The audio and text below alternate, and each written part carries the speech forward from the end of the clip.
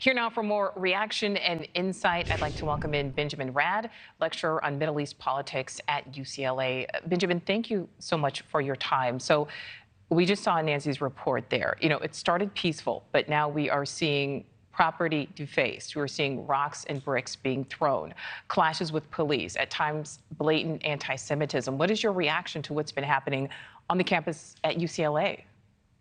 Yeah, it's really tragic, and I think it's a result of campus authorities struggling to find the balance between allowing the pro-Palestinian students and those in that one encampment to express themselves, and at the same time protecting the campus overall, maintaining safety, and allowing students to get to classes and for normal campus operations to function. And so what we're seeing is an utter breakdown of, I think, that ability for the campus to really serve the community as a whole, and it's regretful. And how does this affect everyday campus life? Well, those two buildings are iconic. So you have Powell Library, which is the building that was to the left of your reporter, and then Royce Hall, which she commented is the iconic building. Those buildings, Royce in particular, though it does have classrooms, it also has a auditorium for events. So they're not, Royce in particular is not a major center for student activity in terms of classes, but that quad area where the encampment is near the heart of the campus where there's a lot of foot traffic.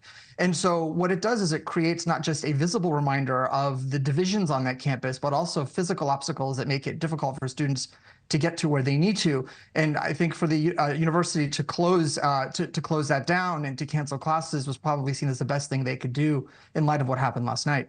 You know, and Benjamin, we're seeing so many campuses struggling with trying to find this balance between letting students express themselves and obviously not crossing a line. What is your overall opinion of how university officials have handled things to this point? Well, I'm sad to say it. I don't think the UC officials, or at least at UCLA, have handled this well. They have designated the campus encampment as unlawful, and yet it remains. And I think what's especially tragic is the fact that the graffiti on iconic Royce Hall has been tolerated, that it's there, that even protesters who wanting to express themselves would nevertheless deface a building that is well over 100 years old, and again is literally the logo of the university. And I think that we see incidents like what you're showing on the screen now. We've seen students attacked on both sides, and it's horrific, and it's gone way beyond what the university should have tolerated. So quite frankly, I think they should take the steps that we saw at Columbia and other universities and dismantle the encampment. It's no longer it's a threat to campus safety, and it needs to be removed. If it is not removed, do you think we'll continue to see this escalate?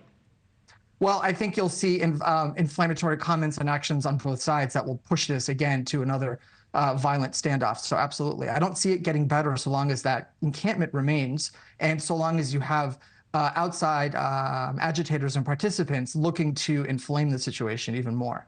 You know, and Benjamin, I want to ask you, because you are a lecturer there at UCLA, and you know, there are critics who say some of these students don't even know really why they are there. Do you agree, or do you think these students are, at least initially, trying to make their voices heard? I would have to agree strongly with that sentiment. I mean, there are students that I teach, students that I have conversations with.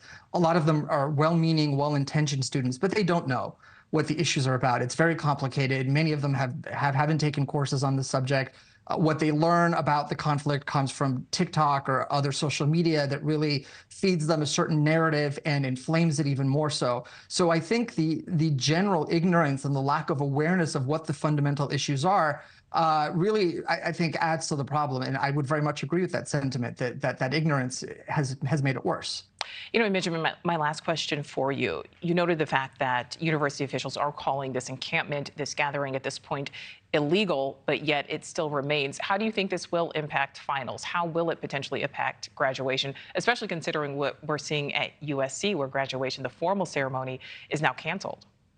Yeah, well, I should note that UCLA's undergraduate and most of the other colleges at UCLA are on the quarter system, which means that finals and the end of the quarter takes place later than most universities. It takes place in June.